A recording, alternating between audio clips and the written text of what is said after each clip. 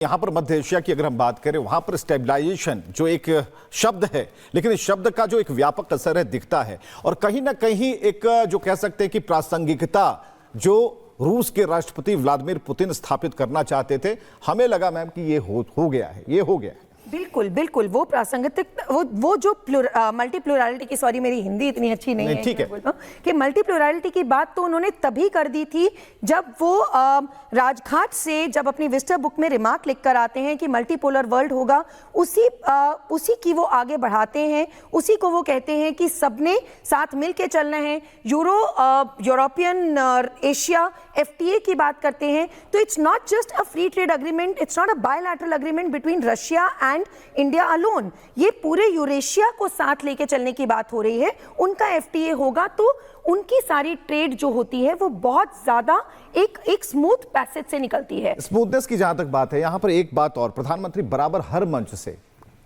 से हर बड़ी बैठकों के बाद आतंकवाद पर प्रहार करते हैं बिना नाम लिए। इस बार भी किसी का नाम नहीं लिया, और जो प्रहार किया कि उससे समझौता नहीं करेंगे। तो अब जरा समझिए कि ये दो बड़े नेताओं का मिलन होता है, प्रधानमंत्री फिर उसी बात को रिपीट करते हैं, तो जहां डर होना चाहिए वहां तो डर तो ज्यादा अब लग रहा हो। देखिए, अब डर तो इस पे डिपेंड करता है क्योंकि हम जिसकी बात कर रहे हैं वो अपने आप में तो कोई शक्ति ही नहीं है। उसको तो कभी कोई अपना गिनी पिग की तरह यूज करता है ग्राउंड के लिए, अपने मिसाइल्स टेस्टिंग के लिए कभी कोई यूज करता है।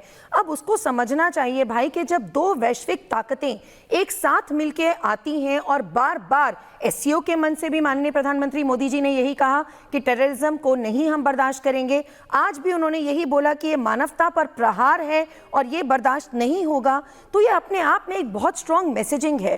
तो जैसे उन्होंने SCO में भी कहा था कि not just terrorism but even terrorist funding Nations, तो आज भी वो सीधे तौर से वही बात कर रहे हैं कि टेररिज्म से जो एक आप उमड़ते विश्व की तस्वीर देख रहे हैं वो नहीं हो सकता, क्योंकि उन्होंने कहा कि वैश्विक सबको एकजुट होना पड़ेगा। तो अगेन वो टेररिस्ट फंडिंग की बात कर रहे हैं कि भैया एक तो है जो प्रहार कर रहा है और जो एक पीछे से उसको फंडिंग कर रहा है, सारी वैश्विक ताकतें और सब देश जब एक मिलके इस बात को बोलेंगे, टेररिज्म को नकारेंगे, तभी विश्व आगे बढ़ सकता है। तो क्या यहाँ पर जो बैलेंस स्थापित करने की बात भारत की तरफ से हो रही थी, कह रहे कि प्रयास हो रहा था, लेकिन ये जो अंडर करंट है वो ऊपरी लेयर पर दिखता है, G7 हो या फिर ब्रिक्स हो, एक संतुलन की बात हो रही थी, तो ये भारत ने कर दिया, क्या लग रहा है?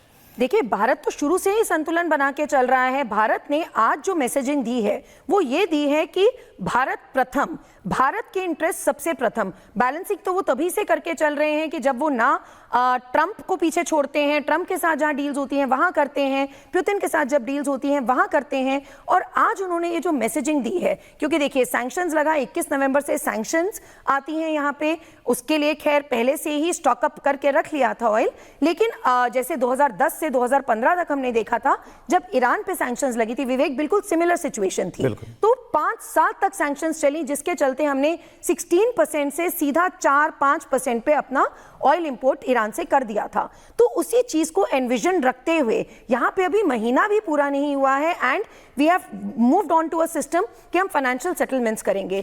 तो वो बैलेंसिंग के साथ साथ जो एक राष्ट्र प्रथम, भारत के इंटरेस्ट प्रथम का बार बार मैसेजिंग कर रहे हैं, ये बहुत स्ट्रॉन्ग मैसेजिंग है कि आप हमें फॉर ग्रांटेड नहीं ले सकते हो। मेरे लिए राष्ट्र सर्वोपरि, राष्ट्र प्रथम और राष्ट्र के इंटरेस्ट सबसे ऊपर है। मल्टी अलाइनमेंट एक शब्द है, मल्टी अलाइनमेंट को भी अलाइन कर दिया भारत ने, और आपकी बातों से बिल्कुल ऐसा ही लगता है कि भारत अलाइनमेंट जानता है।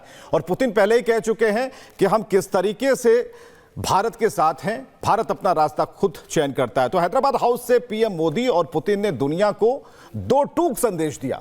मोदी ने विश्व शांति की बात की, पुतिन ने उनकी बात को आगे बढ़ाया।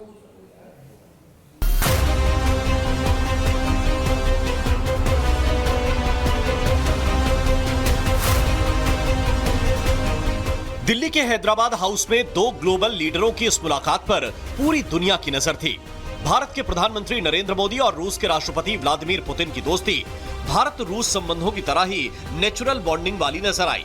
एक तरफ इन दोनों नेताओं ने नए ग्लोबल ऑर्डर का मैसेज दिया, तो वहीं PM मोदी ने जो कहा उससे दुनिया को भी एक बड़ा संदेश देने की कोशिश की गई। मैंने हमेशा कहा है कि भारत न्यूट्रल नहीं है, भारत का पक्ष है और वो पक्ष शांति का है।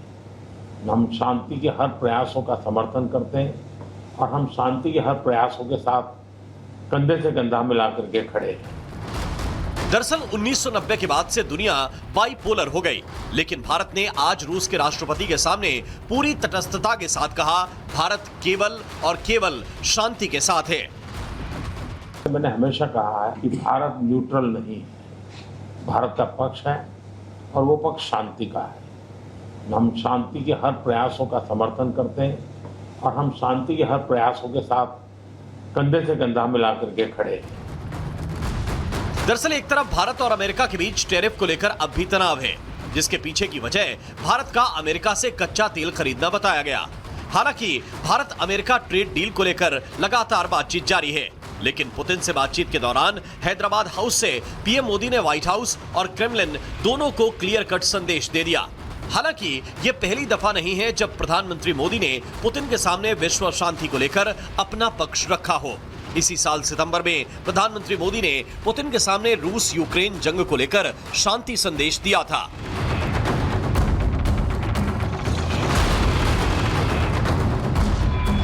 ये न्यू इंडिया की डिप्लोमेसी ही है, जहां भारत अमेरिका के टैरिफ टैक्टिक्स के दबाव में नहीं आता है और ना ही शांति को लेकर किसी तरह का समझौता करने के लिए तैयार है।